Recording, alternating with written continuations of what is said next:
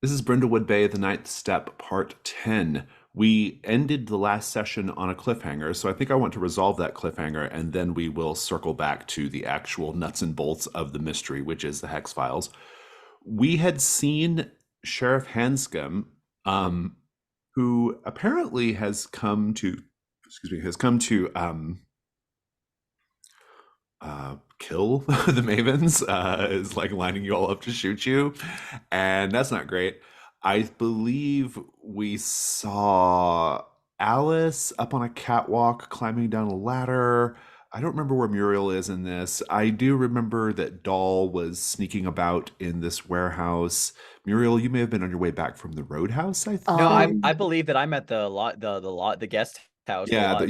the lot. Yeah, you had just finished arguing with Millicent, Yep. and the very last thing we saw was Rosemary trying to club Sheriff Hanscom, flub the role, but put on a crown. Hmm. And so we are now getting a 7-9 result. And I think basically you're going to obviously take him down, but I think that it's going to be not like a clean, you're not going to knock him out unconscious clean. I think he's going to fight you a little bit. And I think he might even like pistol whip you. I'm going to give you a condition pistol whipped, but you do take him down. Go ahead and describe the scene. I think as like I'm sort of sneaking in this like sort of abandoned place, like there's like the detritus like all on the floor, and like I'm trying not to step on like any wayward leaves or sticks or what have you that's in here. But I think at the last moment, like I think I do step on something and it cracks, and like he turns around because like he has his gun drawn. He sees me and he's like, "Oh shit!" And like since I'm right against him, he's like trying to shoot at me, but however, like it's just too close of quarters, and like we're struggling against each other. And eventually, he just hits me, and then I just like use the momentum to like whip back at him. And like since I have what am I holding this thing? A cricket bat, which is much larger than a pistol, it like just knocks him to the ground. Nice. We'll pick up the scene in a bit, but I want to go ahead and at this point talk about the mystery. So, the Hex Files is a complexity 8, and this is the one, just a reminder for everyone, you have basically picked up the investigation of a pair of conspicuously good looking FBI agents who were found dead along the road. After you called in the accident, you then went to Devilwood to try to figure out what is happening to these missing like travelers, hikers, out of town people. And you need to figure out what's been happening and who or what is responsible. And I believe this is a Q&O process, so the resolution allows you to basically stop them from doing that. You have 9 clues, which is a pretty good amount on a complexity 8. Let's review the clues because I think that'll help us kind of remember what's going on here. It's been a couple weeks since we played. The keys at the guest house have a rat face engraved on them, a very strange detail. Maybe connected detail. Another clue is there is a strange ritual site in the diner, in particular in a crawl space on the other side of a toilet. This shrine features a rat copulating with a toad. There is a large quantity of a poisonous herb growing around the manor. Probably giving that herb context is going to be important for the resolution here. Rumors of buried Spanish gold are in the area, and indeed there is a archaeologist here who is looking into that, Dr. Henrietta West. There's a secret laboratory down below Casa Montez. I have a clue here, a photo of a missing person in the coffee tray. Someone's gonna have to explain that one to me because I don't remember it.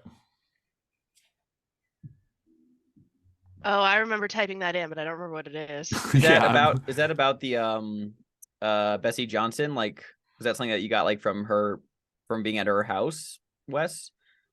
Or that yeah, actually, yes. I believe so. That Okay. No, wait. because I can't remember where that came in. Yeah, okay, yes. That's where it's from. Okay, I had to go back into my mind palace. Okay. Oh, Bessie things. Johnson, the seer or the medium, Yes. had a picture of one of the missing people. Got it. Yeah. Fennel seeds in the lock of the guest house room, a very particular detail and unusual. there's a vat with a translucent baby inside the secret lab, being that Lucario Montez has below his house. And then a historical detail that the real Devilwood burned down 20 years ago, that this is a rebuilt Devilwood. Probably the only thing that's left of the old Devilwood, in fact, is, well, Casa Montez and the abandoned sawmill, where we have just encountered the sheriff. I'll remind you of some of the characters that are in play. Millicent Osborne, the guest house owner, the sheriff, of course. Elsie Simons, the diner owner. There is Walter, who is very translucent. Side detail, people in Devilwood have translucent skin, but Walter seems to be the most far gone as far as that goes. Bessie Johnson, our fortune teller, Dr. West, who I mentioned earlier, Lucario Montez, of course. And also, you did not follow up on this, but I also introduced Elsie's daughter, who was coming out of the diner and heading in the direction of the forest, walking past Muriel, I believe it was. And so that, we don't know what she's up to, but she's going to the forest at night, and so it could be important. I don't know.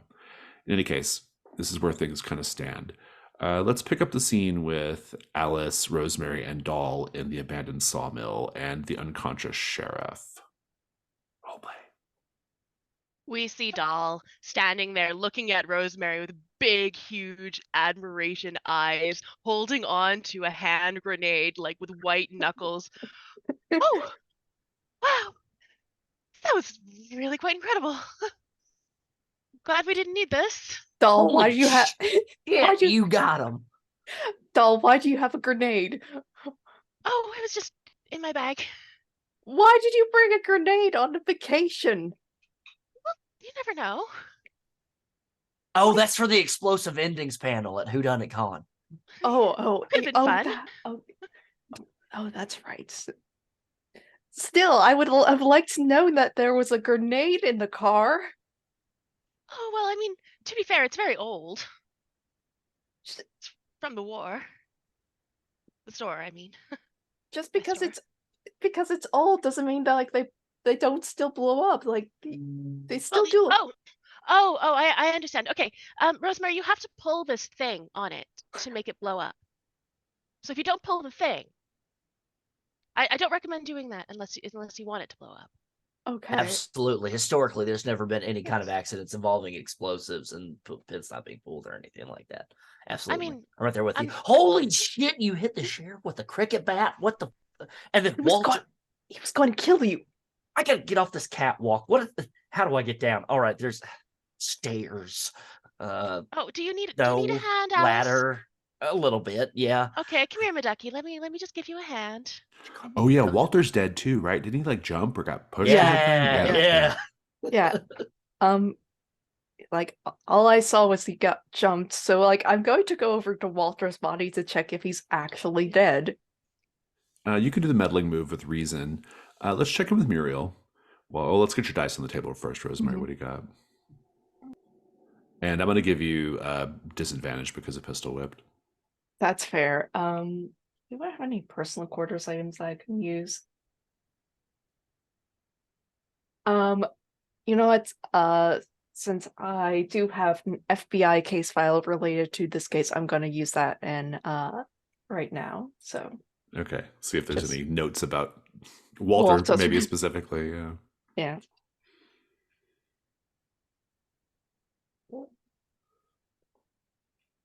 That's a 7. That's a 7. That's not too bad.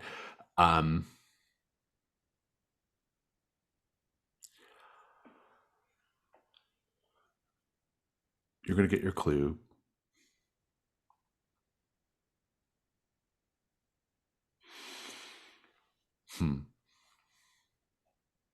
The clue is there are, according to the case files, thought to be a series of miles of tunnels beneath Devilwood.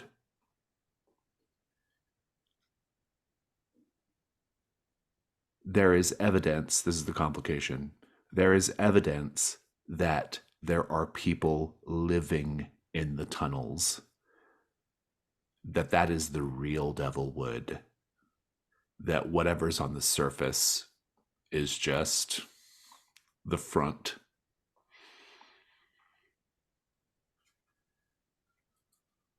And indeed, these two particular agents were actually specifically requested to not follow up on this. They were disobeying Special Agent Skinner or Director Skinner to to come look into this. Let's click over to Muriel. Muriel, what did you write down? Does this wonderful accommodation have a tub that I can run a bath in? Of course, sure. Absolutely. Muriel's enjoying There's probably like a shared bathroom, right? Yeah. Like, yeah. Yeah, Muriel, for the first time in many days on the road, wants to soak in a tub and just enjoy some warm water, especially after like traipsing about the wood and gathering poisonous plants. I'm like, I should probably bathe. You start to hear a tap, tap, tap, tap on the window, just above. The window's like right above your head, behind you. Tap, tap, tap, tap. Muriel is kind of like mostly submerged in the tub with like a cigarette pointing out of her mouth at an angle to stay above the water line. And she just kind of like rises up a little bit to glance at the window from an angle. You see a pair of shiny jewel black eyes staring at you through the glass. And then you hear a voice. Nunca más! I would like the night move. Oh. What are you afraid is going to happen if you lose your nerve? I actually think that Muriel is going to be sick and tired of this fucking raven, and she's going to stomp out to go chase it off, not realizing that she is fully, nude and exposed. It's worse than that. I think that the raven is a trap to get you to come out of the guest house. That scans. I am going to make you roll at disadvantage as well because you are marked by the Devilwood Raven. Very true. All right, disadvantage. I have an item I can use here. I'm gonna use my calming decoction as part of I had like an put oil in the tub. Yeah, yeah. Exactly. So it's helped center myself. All right. I like it.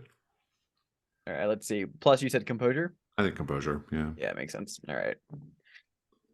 Plus composure. Well, that's a 7. Okay.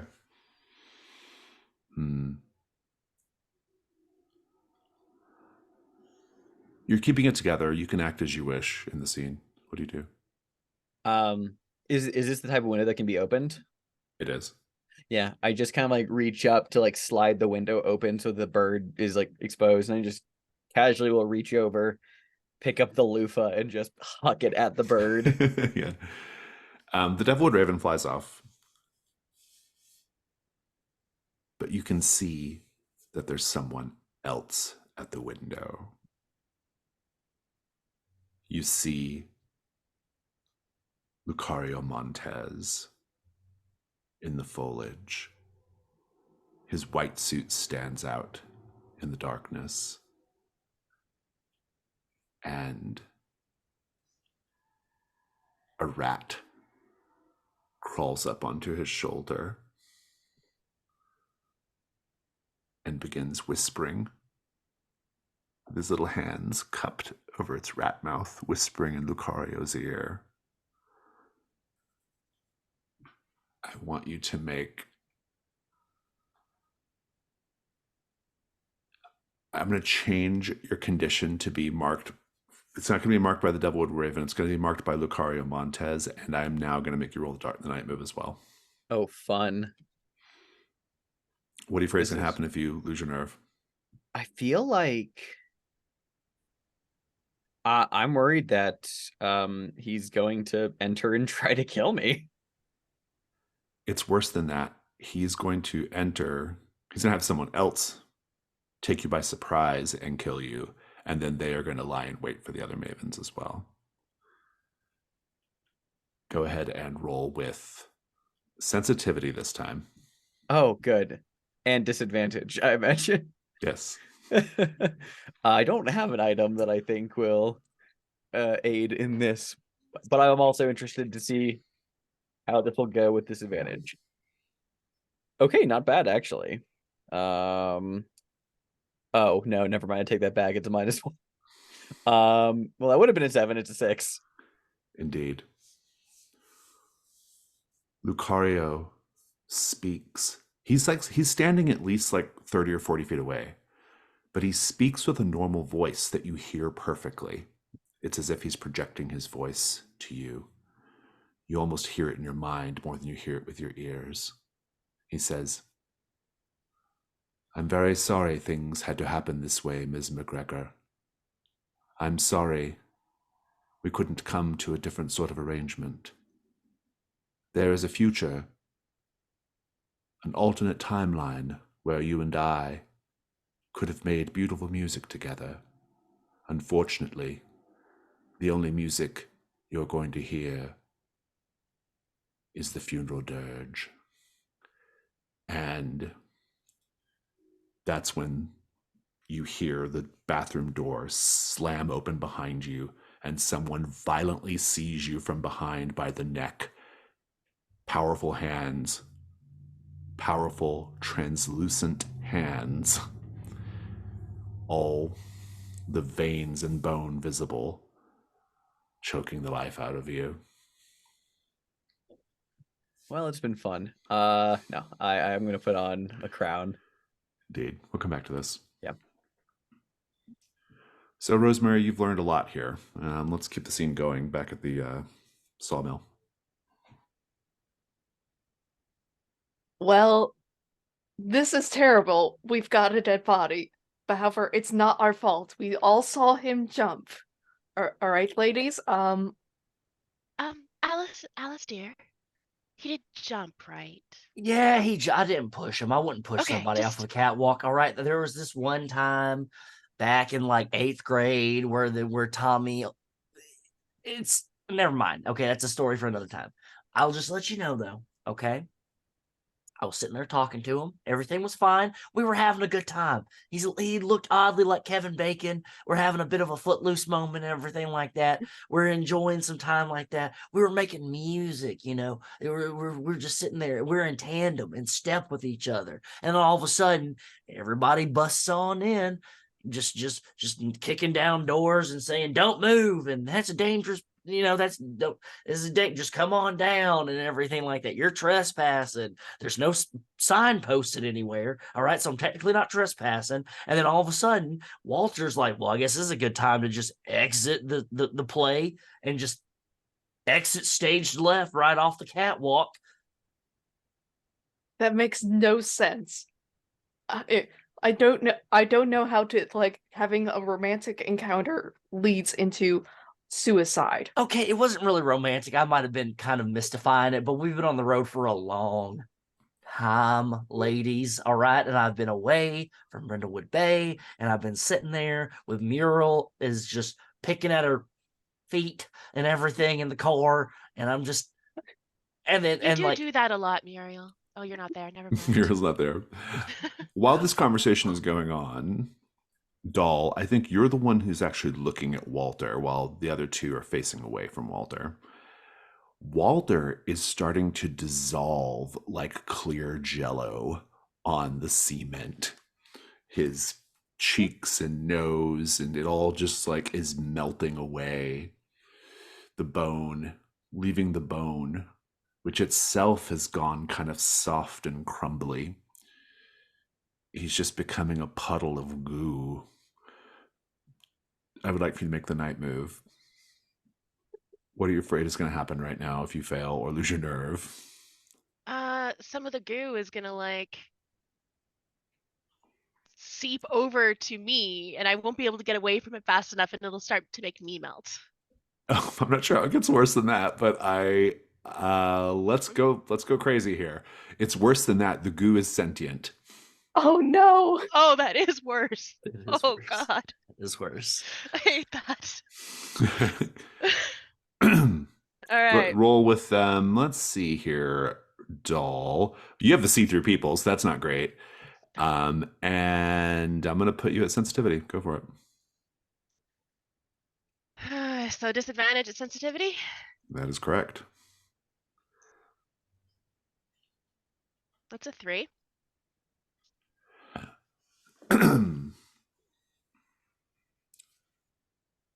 Rosemary and Alice, Doll has gotten very quiet, actually, while the two of you are going on at some length about what did or did not happen to Walter.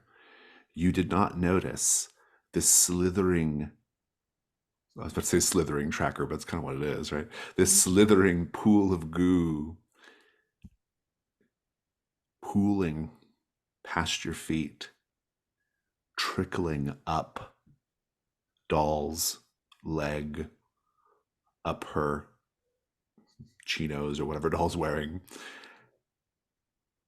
and forming a thin, transparent outer flesh over her flesh, entering her mouth, going down into her lungs, filling up her eyes.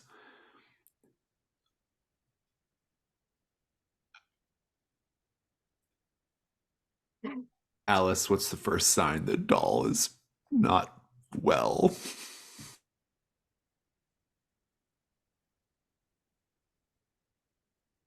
Think you know how when like some people, like if they hit like a part of their brain, they just start doing random stuff or saying random things. I think Doll just starts saying Max over and over again. Just starts like trying to form words and it's just formulating the word Max over But it and starts over to again. get like it's Max, but then as the fluid, as the slime fills your lungs, it becomes more like Max, Max, Max, Max, Max, Max. Doll, are you letting this stand? I mean, I feel like if I let it stand, that would be kind of fun because then I would get to do this. But I think it would get old pretty quick. So I mean, I'm going it's to. going to kill you. I'm not letting it Yeah, let you live. So that's fair. That's also reasonable. This was a night move and it was real bad. So I am going to mark a crown. I would like to mark the chariot. Indeed. I'm going to give you the condition, the ooze. It is not sentient. It is not moving towards you, but Walter is melting into this ooze. But you're otherwise keeping it together. Let's keep that scene going. Oh, ladies. Yeah. Apologies. I'm like Well, climbing down the ladder at this point, just like slowly while talking. Mm-hmm. I'm just sort of gesturing to this pile of Walter that it was the Walter goo that was Walter and is now goo. We have a problem. Oh, Doll, don't point at it and stand close to it like that. All right, that's so rude. Oh, That's like sorry. no, it's okay. It's gonna start crawling to you, and it just looks a little bit miserable. Maybe we should get out of here, huh? What do you say? What do you say? We should get out of here. Yes, Go find Miriam. yeah. Should we drag the sheriff out of here? Because I'm not sure if the ooze is going to eat him. Oh yeah, it's a good idea. You know what? We should put him. You know what? We put him in the police car in the Put him in the driver's police car. Maybe get like a handle of liquor or something like that. Make him I think got you like he covered had on that. So we're staging his death? Rosemary. No, we're not staging his death. We're staging his drunk. Came out to the sawmill. It's a really stressful job. He came out. Yeah, that's different. Knock one off. Imagine 3 beautiful women out here for him to woo and save all by himself. Yeah. Let's just say we get out of this town. Let's just do that. Let's stage the drunk of the sheriff, and we pick up Muriel, and we just figure this thing out. We just get out of here. We just get out. Yeah. I need we do have our sand. convention. I need ocean waves. I need Santa Monica Pier. I need Whodunit Con. I love it.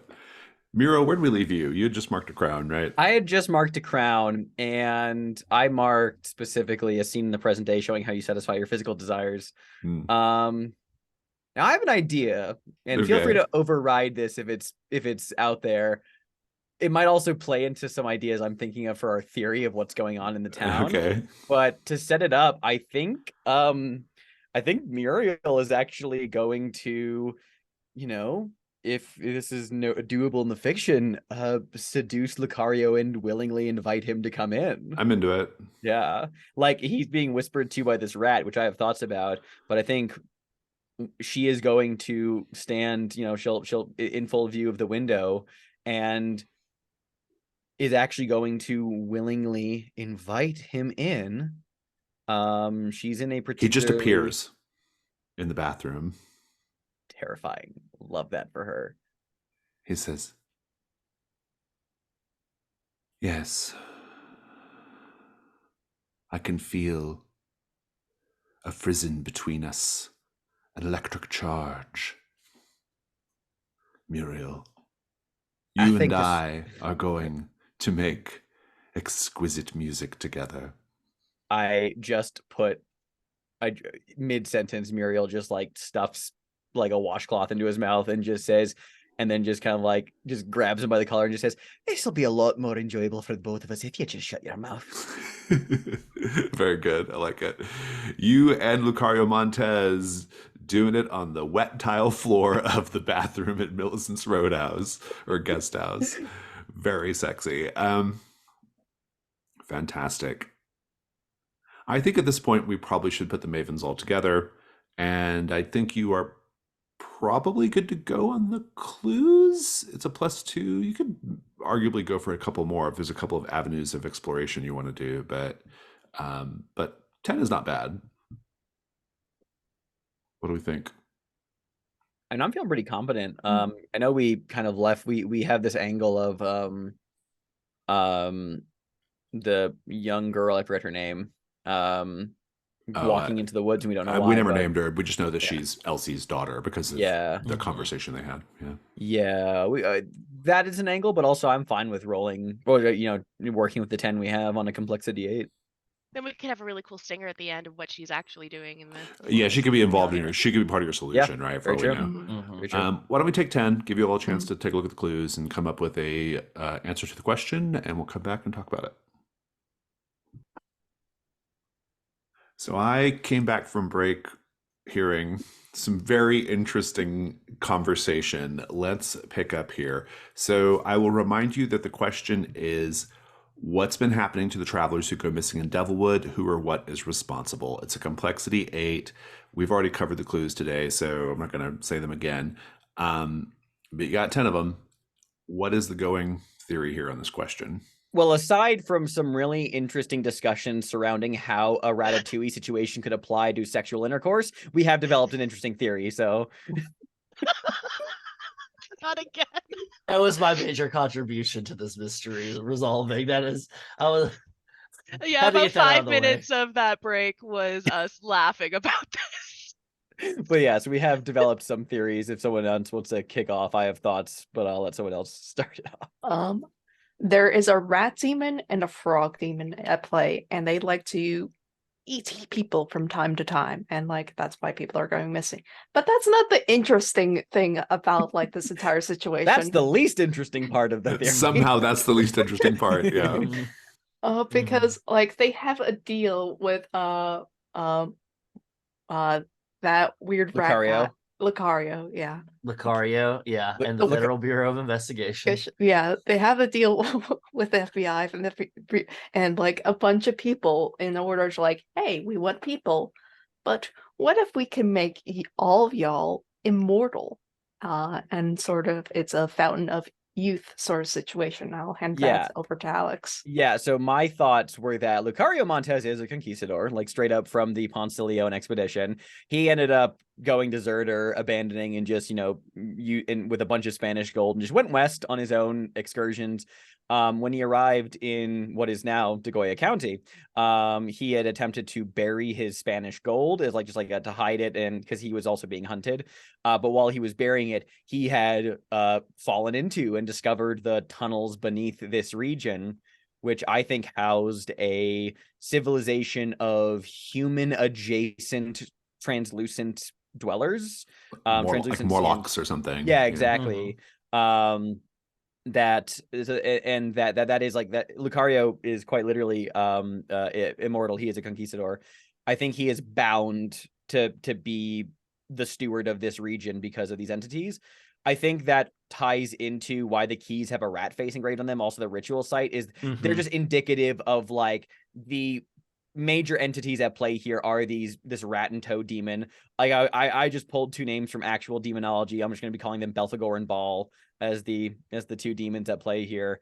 But that just like signs of like the town's like history. The tunnel dwellers were worshippers of this rat and toad demon. And Lucario Montez is not actually malicious by default. He's bound somewhat against his will to continue to be the steward of Devilwood. And that's why playing into the Muriel scene is just like the rat whispering in his ear are suggestions of things for him to do, but they're not necessarily things he necessarily wants to do all the time. But it's just indicative of his presence in the town as one of like, he is here bound to serve their will, even if he doesn't want to sometimes. Why did he hire Dr. West to find the Spanish gold? I'll throw that over to my companions. I have no thoughts about that. He hired Dr. West to find the Spanish gold because one of the terms of him being an immortal conquistador is that he himself can never handle or obtain the treasure. That is like a whole thing. It's like that's part of the thing of keeping him alive. He's like, oh, the fountain of youth and everything like that, but you can never touch this gold, and it's something that you will never have, you will never obtain. And so he's like, if I don't handle it myself and I have somebody else to handle it for me, I can technically still reap the benefits of it, but I'll just never have to. Is it possible he just forgot because he's so old? Yeah. I mean, like he knows there's Spanish gold, he doesn't know where it is. I mean, also just like the fact that he fell into these underground tunnels, like they were labyrinthine. You know, it's like he's straight up forgotten like where the path. Yeah, you just can't find it anymore. Yeah. I like that idea a lot. Not to like disparage your thought there. No. But sometimes the easier answer is exactly that is very a less complicated, easier answer. Well, I think it's funny because it literally could be like if he's explaining this to Henrietta West, or just explain, if he were to monologue about this, he would do the overdramatic monologue about the deal that he could never lay a hand on his own gold and find it. But then he just like pauses and also I forgot. I cannot remember where I left it, honestly. Yeah, Lucario would love that explanation, right? Yeah. Yes. That's probably what he tells himself to make himself feel better. I'm cursed. It's part of the monkey's paw agreement that I made with these demons. Okay, so this is it's a really interesting overall theory. So, okay, look, just to recap where we're at currently. Lucario Montez was a conquistador, kind of struck out, found this settlement, found these strange people underground, and indeed, he found them while he was hiding his gold. Didn't realize how labyrinthine the tunnels were underneath the village, or underneath this place, and lost track of the gold. He's been trying to find it again, but also he made a deal with a couple of local demons to extend his life, which is why he's still around in here, and he's sort of the steward of this place. I think the one thing we have to kind of account for here is, what is the purpose of the laboratory, and why does he got these clear babies and vats? Like, what's going on there? Yeah, that's fun. Well, one of our details is that the real Devilwood burned down 20 years ago, and I'm gonna throw this back over to Chaotic here in a second, because he had some great thoughts. But like the Devilwood burned down 20 years ago, we were thinking is like a raid of Innsmouth type situation, where it's like there is like Waco kind of thing, where like there was some bad juju happening here in Devilwood, and the federal government raided the town and it got burned down. In the aftermath, there are things happening. Chaotic, explain your thoughts. Because like the real Devilwood, like the people of like the translucent skin are still living underground. They're still have their civilization there. Devilwood is just their way of like interacting with the surface world for the most part. But however, in regards to like the vat people, I think Lucario is trying to make a way that the demons can get their sacrifice, because like the demons won't go after like the vat people, because like they don't have normal blood, quote unquote, because they're translucent. So it's more or less like various like, yeah, the FBI went after me one time. They might do it again. I mean, so is Lucario trying to like reverse the process, essentially, like trying to make them into normal humans? Is that what he's trying to do? Less to make them into normal humans, and more of like let's instead of like just kidnapping people off the street to like sacrifice to the demons every so often, let's have like an auto sacrificial sort of process. Like, Yeah, that's kind of what I mean. Like mhm, he's like trying to use the people that are mhm, already there yeah, to make them into suitable sacrifices, and so he has to like do these experiments in order to make them more acceptable yeah, to the two demons. And I think that's what happened in the aftermath of the raid by the government that destroyed the town originally, is that Lucario, a lot of this was brought to light to the government of the actual like weirder factors in there, and the government made a deal with Lucario, and just rather the idea being like we will continue to secretly fund the development and research of this project of the Devilwood project Mhm. that will, so that's like And they have an interest in keeping it under wraps, right? keeping it under Yeah, wraps of yeah, like, this is a yeah. dangerous thing, so we're going to be doing some Oh, experiments. this is it's suggestive that they killed the two FBI agents, right? That they killed mhm, the two own agents, right? Yep. This is to silence them. Yeah, that's dark. Mhm. Um, okay, I like that. I also like the idea of like adding some extra context, like you discover that Sheriff Hanscom is former FBI, or mhm, like has connections to the FBI, right? Like he's here mhm. as part of the cleanup and keep it quiet crew. Which Um, is why he's not part of the overall kind of like bad stuff, but he is he's involved still to some involved. degree. Yeah, he's not Involved. Lucario's agent. He's the FBI's agent. That's the interesting. the actual missing travelers is ascribed to, yeah, I think it's actually ascribed more to the agency's involvement than it would be the than Lucario's, because Lucario is specifically trying to get away from that situation. The missing people are more ascribed to, like, I mean, listen, the demon and the toad, they get what they want either way, but they definitely push for the darker and more violent options anyways. That kind of leans towards like Sheriff Hanscom and other folks, like, kind of operating against what Lucario's hoping will happen. So you've accounted for 7 of the clues pretty ably here. You have 3 left, and um, I actually have a thought on these 3 clues based off Share 'em. everything you've said so far. It's so the 3 clues that you have not accounted for yet are the poisonous herbs growing around the manor, the fact that Bessie Johnson had a photo of one of the missing people, and then the fennel seeds in the lock of the guest house room. I would like to suggest that Bessie Johnson is in some way aware of the demonic activity and like she's aware of the demonic activity in Devilwood, and she's actually been trying to protect people. She's been trying to protect the travelers, right? So that's what the fennel seed is, some sort of like, some sort of like old wives' tale ritual thing that she's doing, some hedge magic or whatever, right? To like protect people who come into Devilwood. And then she planted the herbs around Montez Manor as a Oh, way of like keeping the evil inside, Casa Montez. Whether it works or not, obviously it doesn't work, but like she doesn't know that and she thinks she's doing good. mm, And the fact that she has the picture just kind of indicates that she knows what's going on, right? She's aware of it. mhm, That's how I would explain those 3 clues if you No, want I to like get that the a full lot. credit for those. mhm. But Yeah. if we go I could with, see a yeah, situation. I could see a situation where even like Lucario is like not like necessarily working with, but like encouraging her to keep doing that by keeping some of the relative heat off of her back. And like, even if it doesn't necessarily work per se, it's also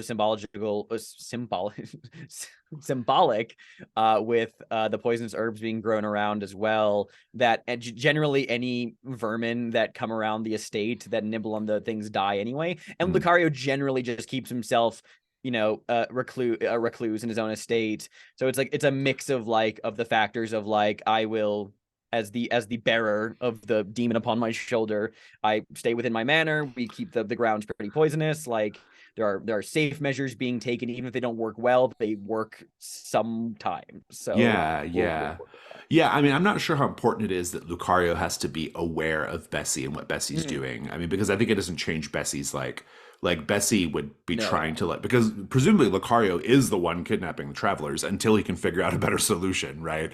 But so I think it could be a really simple matter of like Bessie just knows what Lucario's doing and is trying to like keep the demons in check.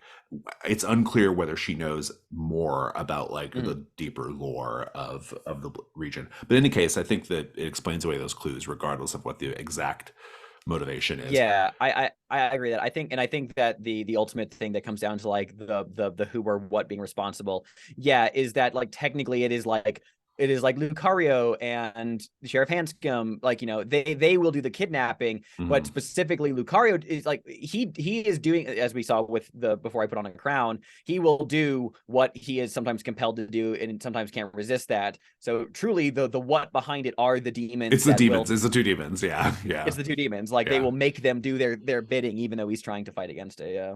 Now I will tell you that the demons. The scene was canceled with a crown, but one of the demons did reveal its name to you all. Oh, did it? Yeah, Puddock is what the frog is called. Puddock. Yeah. The rat, we don't know the rat demon's name, but according to that unseen time, or that timeline that didn't happen, they're here, right? Yeah. We know the rat's here, and presumably the toad is here as well, and so So let's see how the answering a question goes first. And before we go any further, Amanda, do you have anything else to add? I didn't want. And if you had any no, I thoughts. was trying to remember what the other demon in The Secret of Castranego was called. Yeah, I can probably look. I can probably. It's driving me nuts, and I'm looking for my file for that. I know. I want to know too. I'm gonna look it up. I know Puddock is the toad. Yeah. And I can't quite recall what the rat is, but I can find it. It's always connected back to Castronegro. Yeah. Well, I mean, so when Donna wrote this, she didn't have Castronegro in mind. All the changes I made incorporated all the Secret of Castronegro stuff. So I tried to clear it with her, but I kind of lost touch with her. She's not like super in touch with us. So, but I did. Skimming through it right now. Yeah, I am too. I'm like, what is the rat's name? What is the rat's name? It's a cool name too. It's like a sneaky sounding name, and I just can't remember. Greedy Gut. Greedy Gut. There we go. Greedy Gut. Hey, Greedy Gut and Puddock. Greedy Gut and Puddock. That's right. Okay. It's canon. That's what we're doing. I found it just as you found it. I was like, let's Greedy Gut. Okay. Let's get the die roll. Who's going to roll at +2? I think I'm going to roll just based off of the assortment of die rolls we've had from from everybody else. Go for it. All right.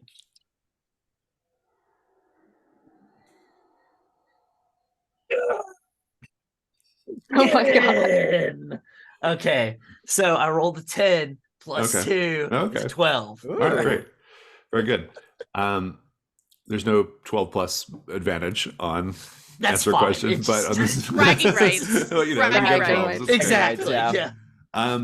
Okay, so you are correct. You will be able to pursue the opportunity. Pursuing the opportunity will not be as difficult as it would have been if you'd gotten a worse result. The opportunity here is, just to review, the opportunity is resolve the mystery by confronting the person or entity responsible for the missing travelers and putting a stop to their actions. Let's go have a chat with Greedy Gut and Puddock. Is it Greedy Gut and Puddock you're going to confront, or are you going to confront Lucario? Like, what? You have a lot of angles here. Like, what are we going to do? I think it's very beneficial that we go back to the guest house room, and Lucario is sitting there sleeping soundly like a babe because Muriel was throwing shapes with him, and then so we just utilize that, put the dish rag or the wash rag back in his mouth, tie him up a bit. He might be a little bit into it, and then we go confront the No, I think you'd actually come back to find him already fully tied up in postcoital exhaustion. You know what? That's very fair. Like literally, if you were to come back to the guest house, you would find tastefully covered with a sheet, to hide his shame. He is fully full like Vitruvian man like tied to the bedposts already, but he's out like a light. And Muriel's just, you know, sitting on the edge of the bed in just like a nightgown, just currently mixing concoctions and just, you know, I think smoking what's idly. great about you having him tied up is you get to go back to Casamontes unimpeded by him. Exactly. Right? Yeah. So, yeah. Okay, so this is not like a regular theorize. This is answer a question. And theorize, like it's basically over once you're done theorizing. But with answer a question, it is not over. You have to also resolve it. You have to pursue the opportunity. You got a 12 or a 10 plus, and so it will be easier than I had planned. But if the night moves that I provoked upon you all earlier in the session are any indication, I had a lot planned for tonight. It's still going to be pretty hard with your 10 plus. We're going to take a 5-minute break so you all have a proper break, because last time you were probably strategizing and theorizing mostly. We'll take 5. Ratatouille. We'll come back and we will Ratatouille. do the actual hunting of Puttock and Greedy Gut. All right. So I do want to point out a couple of things. I did mention something in the chat that might be of interest. We had previously talked about wanting to do the occult move in a Stars and Wishes from a couple sessions ago. And Bessie Johnson might be your opportunity to do that, right? Like Bessie Johnson might be your justification for getting an occult move done.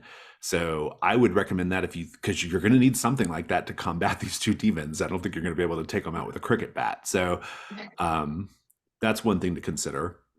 And are we going to try to do this all in the same night, or are you going to wait till the next day? Could be dangerous to wait. I don't know. It's up to you. I think it's too dangerous to wait. I think strike while the iron's hot, Yeah, you know? Yeah. And plus Lucario's out. Well, you got Lucario, tied up. So yeah. Yeah, I definitely want to go to consult with Bessie Johnson, and I figured Walter probably would have been helped too if he didn't jump off he hadn't jumped off of a thing. I love it. Okay. So let's figure out what scenes are going to look like here. What is everybody specifically going to be doing? It sounds like Rosemary's going to go talk to Bessie. Muriel, what about you? You know, I'm a capable woman. I'm feeling like I might actually, while my fellow Mavens are preparing by talking to Bessie, I'm gonna go traipse. I'm gonna go back into the woods. One, because there's a young girl out there alone by herself. That is cause for concern. But also, she might know something, and I might be able to leverage that. So yeah, she might be involved. Okay, sounds good. You're headed to the woods. What You're about up. you, Alice? I'm gonna go with Muriel back up in the woods and everything like that. I think it's like, yes, getting the occult move with Bessie Johnson is obviously imperative, but also I don't want Muriel to go traipse it, because some of us know what's out in the woods, and it's not just a young girl that's wandering around picking berries and stuff. So I think it's best to have somebody with Muriel. You may also need to find an entrance to these tunnels too. Absolutely. That's another thing as well. Do a little bit of scouting. Yeah. Oh yeah, Muriel's got her climbing gear that she has. Yeah. Doll, what are you gonna do? I'm going to go with Rosemary, but I'm going to call Gerald while we're doing it, so that if Bessie has any things that might sound too old school, I can relay them to Gerald if he has any other tips or ideas. I like it. That's good. Gerald, the demons' names are Puttock and Greedy Gut. What does the internet say about this? What does Web Demon say about this? Oh, you see, I found this thing on YouTube. It's I love it. It's great. All right. So let's have the scene with Bessie first. So Bessie's already awake when you get to her home. She's there. Let me remind ourselves what she looks like, because I don't remember actually. Oh yeah, covered in jewelry and all that. I think she looks kind of classic fortune tellery. And she says, "I was expecting you. Come in quickly." Okay. I head inside. "I felt a change in the air. Something is about to happen. You're getting close to the truth of it. Or you've already discovered the truth of it. Is this going to end tonight?" It should end tonight, but... What? How can I help? Well, I don't know how to fight demons for a starter. We need some tools to actually take the fight to them, rather than preventative measures that you've already done so far? Well, the measures I've taken so far haven't really done much good. I am talented with tarot cards and palm reading, but I am not much of a demonologist, I'm afraid. But I think I know what you will need to do. You're going to have to trap the demons. And the way you do that is by constructing a circle to bind them in. You have to lure them to you and then bind them in the circle. I don't know how to make such a circle, but perhaps, well. Oh, Gerald, do you hear that? I don't He's know if you like, can hear it. I have it on yeah. speakerphone, I think. He's like, Is it working? yes, 1 second. I was just, 1 second, Ms. Ryan. I have a few friends over right now. Oh, yes, of course. Yeah, Tell them to help themselves. Indeed. I've got to take a couple of steaks out of the oven, and he's kind of getting. You can hear like food and wine glasses clinking and all this other stuff kind of going on in the background. He's clearly having some kind of party at your expense, Ms. Ryan, and he says, "All right." Sorry for the wait. My houseboy is just getting some things ready. Okay. He says, I'm gonna step to the bathroom. I'll be back in just a bit, everyone. Just please put that down. Thank you. Right, and maybe let's save disrobing for later in the night. How about that? Okay, great, good. Oh, Gerald, it sounds like you're having a real time. We're having a wonderful time. I'm just stepping into the bathroom really quickly, Ms. Ryan. Could you just hold on for a second, Ms. Ryan? Give me 1 second. Of course. Oh. All right. What's going on? Oh, my dear, you really should take some, Visine, not Visine. My sinuses, they're killing me. Yeah, it sounds like really bad allergies. You should make sure you take care of that. Yeah. Okay, so how are things in Devilwood? We're speaking with a fortune teller, and she says she's not a demonologist. I know that you know a lot of this kinds of stuff. We have to make a circle of some kind to bind some demons. Demonic binding circle. Okay, well, give me a second. All right, I'm gonna 1 second. Let me go. Gerald is really good at this stuff. Don't worry. He's like, okay, I'm sending you a video. I'm sending you a link to a YouTube video with instructions on how to create a demonic binding circle. Okay. Okay. I've got a link. Do I click it? Click the link, and then it's gonna. Okay. Do you have the YouTube app on your phone? No. It's trying to sell me. It's trying to sell me something. Don't buy that. Do not. Don't give it your credit card information again, Ms. Ryan. Okay. But okay. Well, I mean, you won't let me have my credit card number anymore, so. Okay, yes. Well, we learned that lesson the hard way. Okay, good. All right. So I think that video will have you sorted out. I am going to go attend to my guests now, and I hope you get back safely. I thank you so much, Gerald. As always, you're just such a help. I hope you have a nice little time. I assume it's just a small gathering, your friends, your family. Yeah, a small gathering, and then you can hear in the distance like, it's like, yeah. All right. Good night, Ms. Ryan. So we have a video. Mm-hmm. And okay. Oh, hold on. I have to like and subscribe. Give me 1 moment to figure this out. Like and subscribe. Okay. And okay, here we go. So this young man. Hey guys.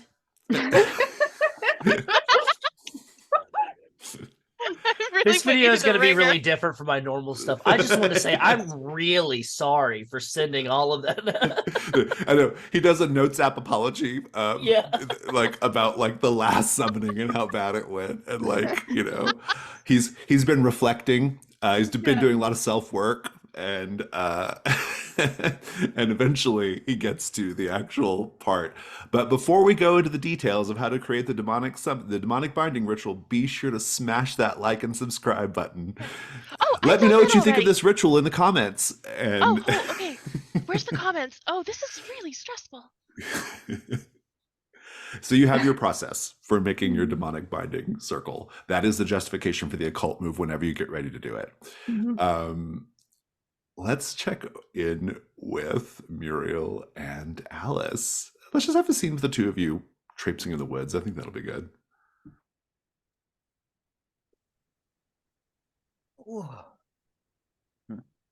Why is it called Gorp and not Gaforp?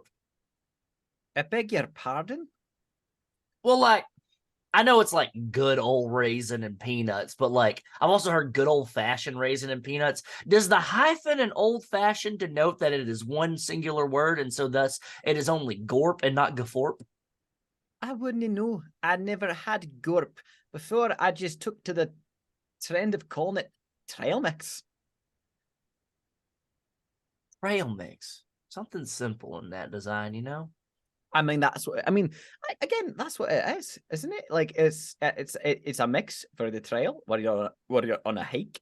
It's not as fun to say though. But You know, Gorp sounds gross. Gorp. Gorp sounds like the kind of well, frankly speaking, it sounds like what Walter turned into on the floor of the sawmill there. Gorp. Yeah, Gorp, yeah. If there was Gorp. one thing to describe that noise, it would be Gorp. Yeah, there's a difference between a goop and ooze, a blob and a gorp.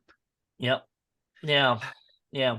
Because there's still like kind of like sticky bones. Oh, which is a weird thing. You never think of like bones being denoted as sticky. I think there was a pub down the street called the Sticky Bones from my old place in Glasgow. I really gotta go to Glasgow. I feel like the people would understand me there. I think you'd actually do quite well. You know, Alice, let me tell you, it is a crying shame that this wood is so plagued by occult supernatural forces. It's really got a lovely diverse amount of foliage. I mean, in addition to these beautiful ponderosas, the herbs that grow in these woodlands are varied and honestly quite nice and applicable. You sure do know a lot about my plants, don't you? I never was much into the notion of being into something. It's just that, you know, I grew up on a farm. I grew up among the heath and highlands, and I just took to knowing what was around me. And besides, if you can't, especially, okay, not to get all political, Alice, but especially in this country, when you might find yourself, you know, in a bit of a state and you don't want to necessarily engage with the insurance or lack thereof, and you've got a medical compromising situation, you need to know what's around you that might be able to abate your concerns at the moment. I couldn't tell you how many times I've been in the midst of my general day-to-day business and I've been plagued or encountered someone who was struck down by the sudden ails of the stomach, and I knew exactly what type of bark to chew on to at least alleviate you long enough so you don't shite your pants on the way down to the local doctor. You hear a scream. You know, that was... I gotta tell you about my deity and our goat farm a little bit later. We should probably check on that. Right, let's make haste. You do hear a scream. There is, when you follow up, there's a hole in the ground. And at the bottom of the hole, you see the young woman. It's about maybe 15 feet down. She seems to have tumbled in or fallen down. She's on the ground, sprawled out. Her flashlight knocked to the side. What do you do? Oh, are you the young lady that we're supposed to be looking for? I think that's the young lady we're supposed to be looking for. I'm Courtney. Courtney Simons. Didn't I see you earlier? You did? You were walking in? What happened? What's wrong? Well, I come out here a lot, but I fell down this hole. And she kind of gets up and she's got her flashlight. She's like, I knew it. I knew it. You knew what? The tunnels. I found the tunnels. It's an entrance to the tunnels. Oh, so you know about the tunnels? She's going off into the tunnels. I'm gonna wrestle this lass. I'm gonna like grab her and be like, no, she's down in a hole. She's down in a hole. Shit. Oh shit. I think. Oh wait, come shite. Alice. I'm going down. if you go down, then I have to go down because I can't let you go down the hole I with guess we're going Carly down the hole Simon. together. I guess we're going down the hole Courtney together. Simmons, Carly Simon, what's her name? Courtney Nobody does it Simons! better. Courtney Simons. Okay. We just met her and you've already forgotten the name? I'm freaking out because there's a hole in the ground in the middle of the woods, and then she's going into the tunnels, and then it's like Alex is like, How if deep- you're how deep is the hole? Rosemary. How deep is the hole? About 15 feet. But it's Okay. it's a gentle decline though. You can like kind of slide down. Alice yeah. Alice is freaking out, so Muriel just pushes her in and then goes in after her. Oh, Nice. you just hear go gorp. Rosemary and Doll, Bessie says she's looking at the video. There's a whole I think there's a whole thing where you have to where it's like buffering for a minute. You're trying to get that sorted out, and then They're going to be in the cabin this entire time. there's a whole oh well, dear, it says that you're out of data. I'm not sure what we're supposed to do now. You know what? Just send me the video, Doll. I have enough data on my phone. Okay, how do I do that? You hold down the message, you click copy, and then you send it to me by holding down in our last message together and click paste. Is there a way of getting it on tape? Because we could just watch it on my VCR. No. Oh, that would be so much more easy. I know. Everything's so complicated nowadays. Well, I think I've sent it to you, Rosemary. No, you just copied it over. You have not sent it. Send. Okay, I think I've got it now. Okay. You watch the video, and Bessie's, she's watching the video. She's like, he's a very sprightly young man, isn't he? In a very, very well lit space. Not the sort of thing you usually get with these, sort of occult types. Well, it's a tutorial video, so you want to be able to see everything. That's a fair point. Well, it all looks pretty sound. I recognize many of these symbols, and yeah, I mean, I think this will probably work. If such a thing in the world is inclined to work this way, anyway. Bessie, there's actual demon sacrifices happening in this town. I think we have to try something at the very least. Well, yeah, I know. Okay. Well, so I guess next is finding the demons. I think you have to go to Casa Montez. Yeah, we have to go to the mansion. Oh, that place is spooky. Well, at least the rat dude is not there. That's true. He's tied up in Mariel's bed. That'll be helpful. Mm-hmm. Why do you suppose she tied him up? Oh, do I have to be the one that tells you this? Why do I have to be the one that tells you this? Doll, it's a sex thing. Oh! Oh! Suddenly the presence of handcuffs and things in Gerald's room makes a lot more sense. I just thought maybe Gerald wanted to be a cop when he gets older. Goodness. He's a 32-year-old man.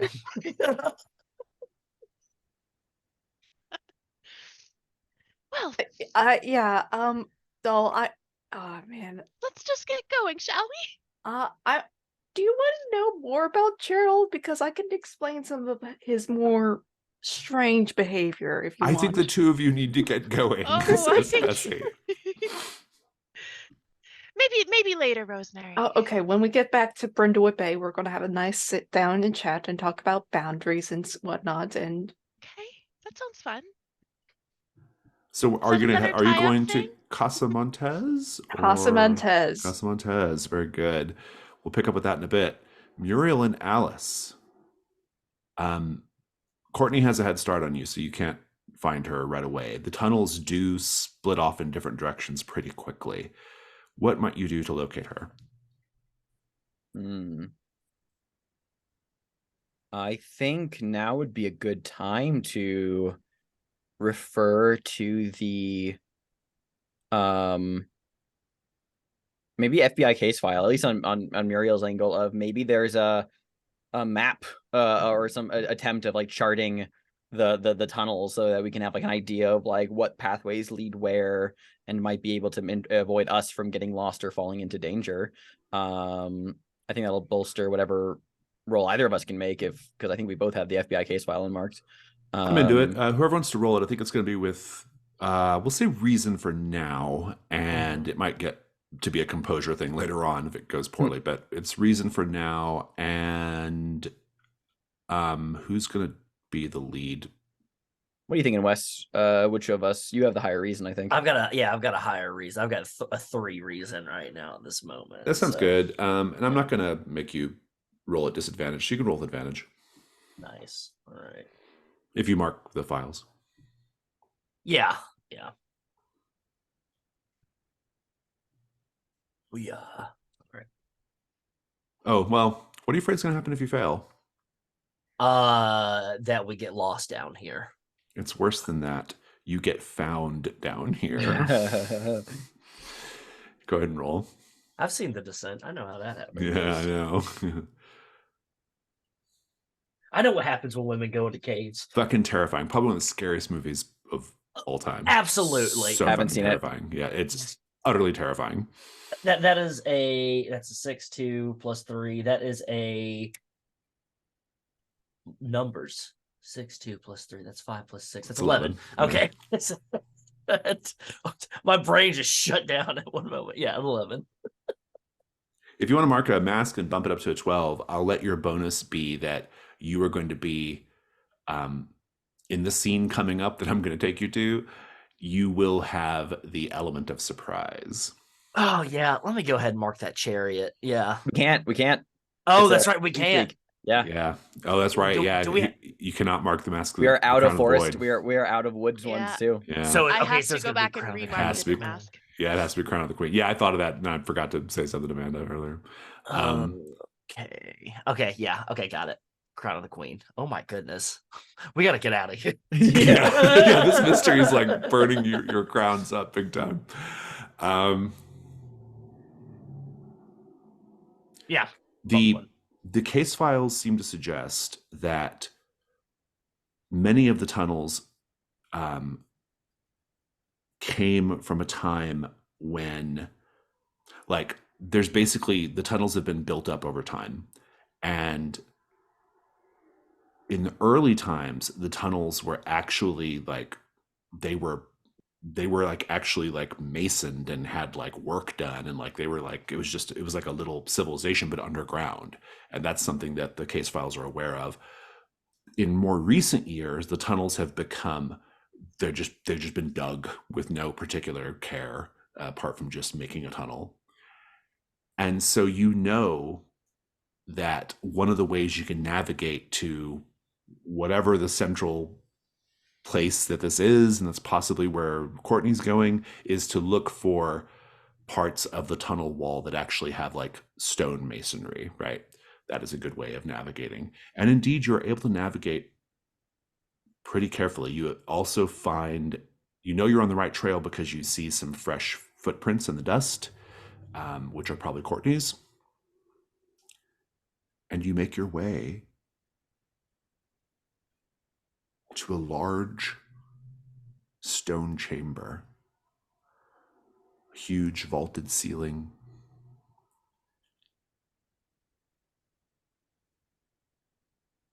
In the center of this chamber, there is a titanic statue of the toad demon Puttock. At the base of the statue is an enormous pool, the size of like an Olympic swimming pool. An enormous pool of water that is glowing with its own light.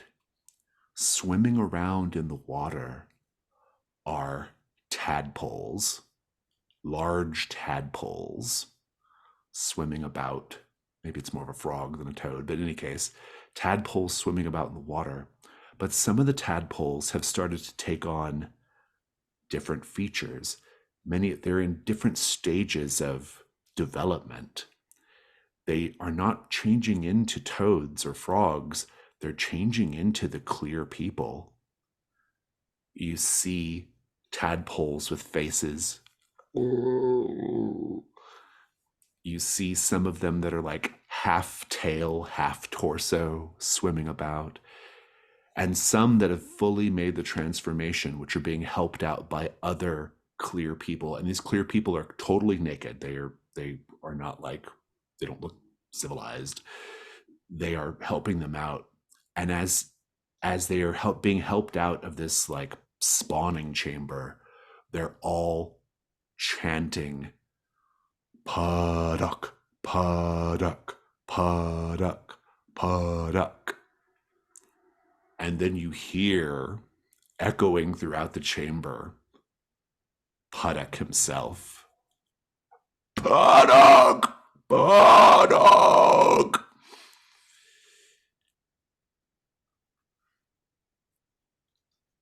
You spent the crown, so I'm not going to make you all roll the night move, but I do want to know what you do. You see Courtney down closer. Like there's some steps you have to go down. She's down the bottom of the steps and she's taking pictures of this. She's recording it, right?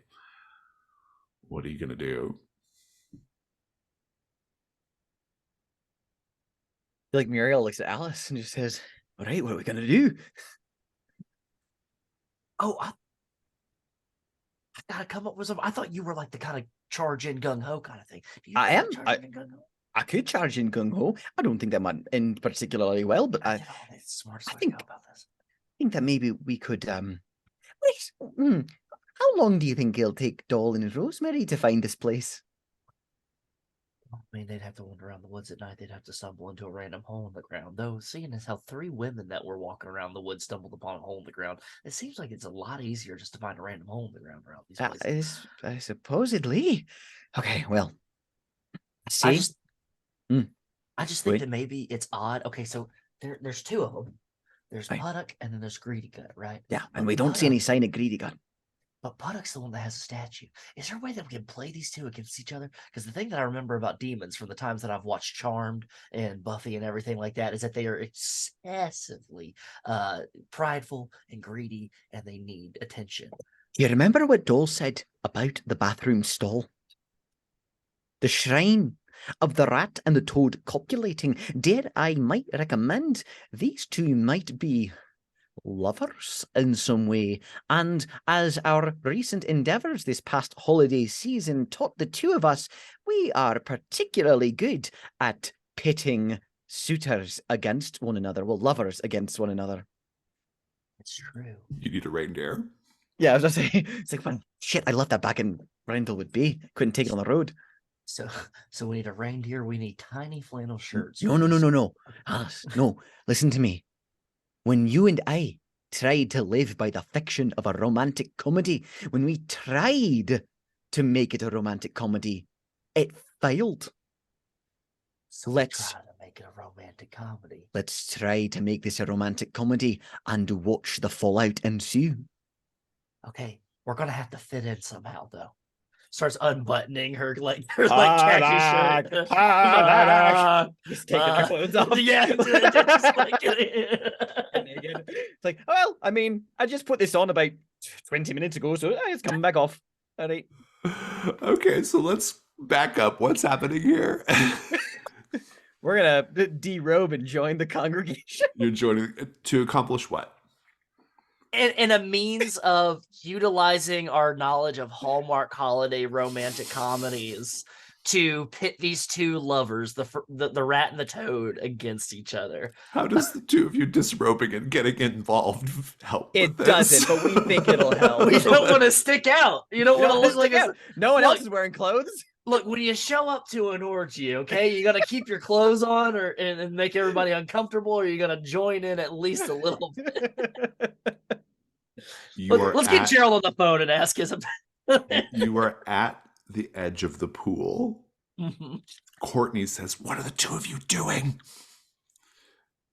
I look over at Courtney and I say, what are you doing? You're taking photographs. Girl, let me tell you, this is the problem with your generation, and I sound like Dol Ryan when I'm saying this. You need to be more in the moment, live with the memories. Not going to help you here. You're probably going to die if you keep trying to grab photographs. What do you think's gonna happen to you? I don't know, but I'm just in the moment. She's like, "This is madness. What is happening?" You are there. You eventually see Puddock. Puddock appears at the base of his statue. He is it is a big toad. It's like the size of a trunk. It's this big enormous toad, and it's calling out in ecstasy, as it receives this worship from these like clear people down here beneath Devilwood. Maybe this will all just seem like a nightmare to you when it's over. Who knows? But in any case, what do you do? Well, okay, I just had an idea that I cannot pass up. We are both buck naked and in the crowd and moving around like we're part of this congregation. But Muriel leans over to Alice and says, bizarrely enough, this reminds me of something that happened to Amanda Delacourt. No, I don't want to know what happened to Amanda Delacourt.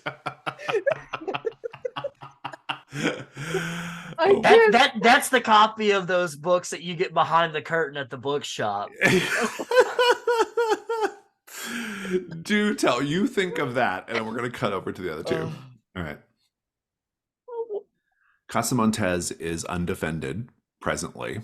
You are able to get inside the courtyard. You're able to get inside the house because Lucario at least is not there. Greedy Gut might be, but Lucario is not. So what do you two do?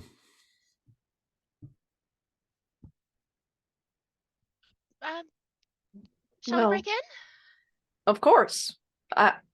Listen, doll, I know you probably don't know this about me, but I know how to break into like these types of places.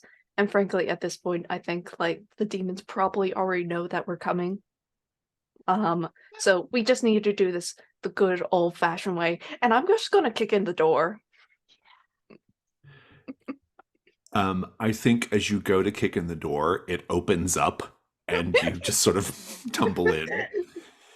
I think one of Lucario's servants is there and he says, "Can I help you, madam?" We're here to defeat all the demonic presence in this place, and you will not be able to stop us, and there will be no more human sacrifices.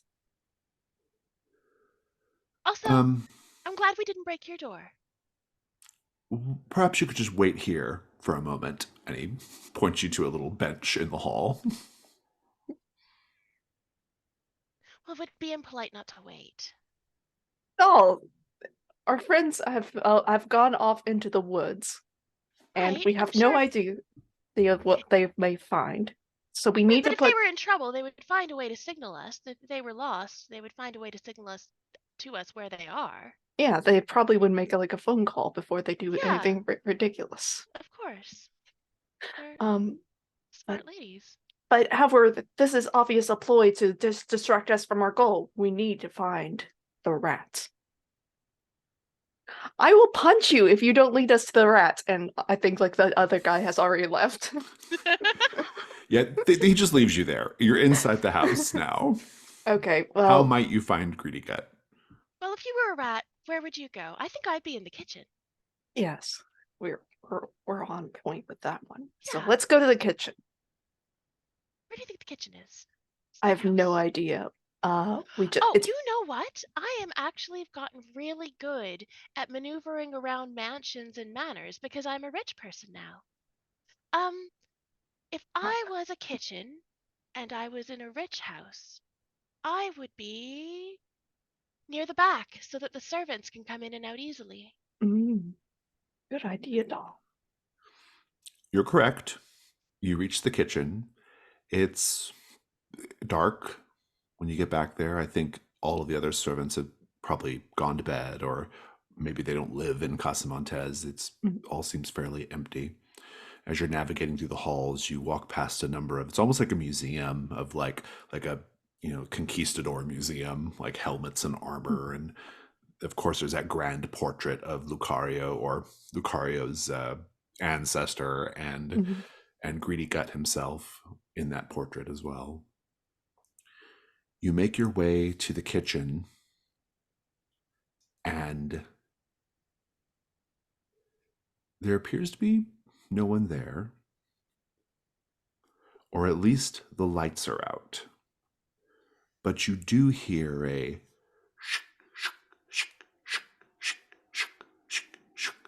I feel along the wall for a light switch to just flip up. There's no light switch. Someone is in the kitchen sharpening knives in the dark. I have a cricket bat and I'm not afraid to use it. Stop doing that in the dark.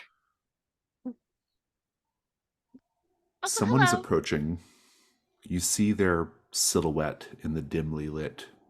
I mean, the kitchen's dark, but there is a shaft of moonlight coming in.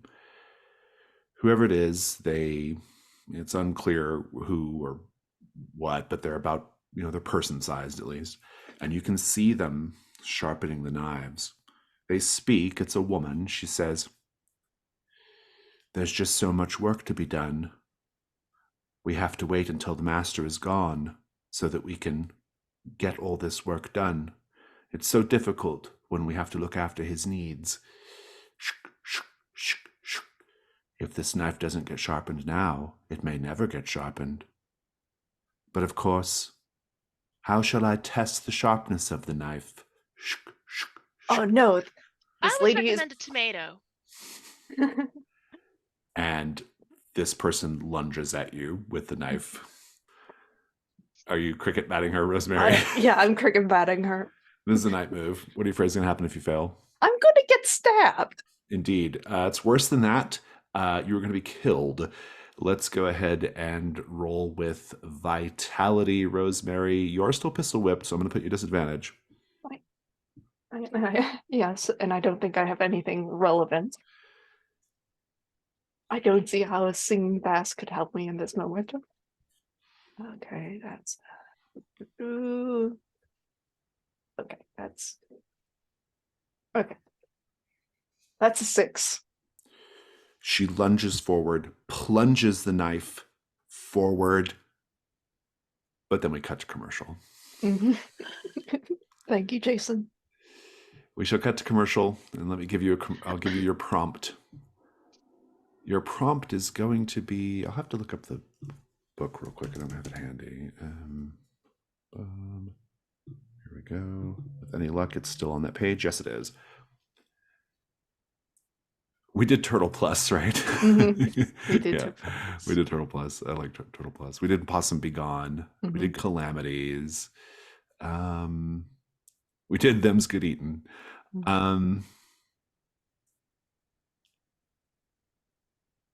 Let's do The Holy Spirit, an alcoholic beverage for Christians.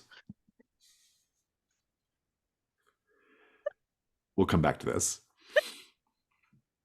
Sorry. And you two can collaborate on the commercial if you want, since you're both kind of in danger in the scene. Muriel and Alice. Okay, so tell us about the Amanda Delacourt, the Gold Crown mystery. In loose terms, is like something that happened. Well, it's called Bloodshed Bacchanal. Okay, we love that. Okay, I'm into that. I think that it involved yeah, I do think it involved Amanda Delacourt having to infiltrate a it was the most like Robert Langdon moment that's ever really happened to her, but like, secret society, very Eyes Wide Shut kind of orgy kind of scenario that she had to infiltrate. And there obviously were no supernatural elements in that one, but very much involved her having to disrobe as well and blend in with the scene at play. Wearing a tasteful mask. A tasteful mask, of course.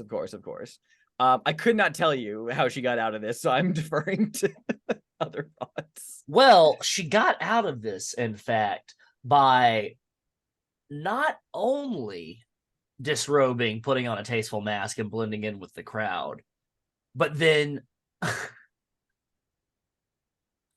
somehow, well, not somehow, because I have to explain it to you, utilized the,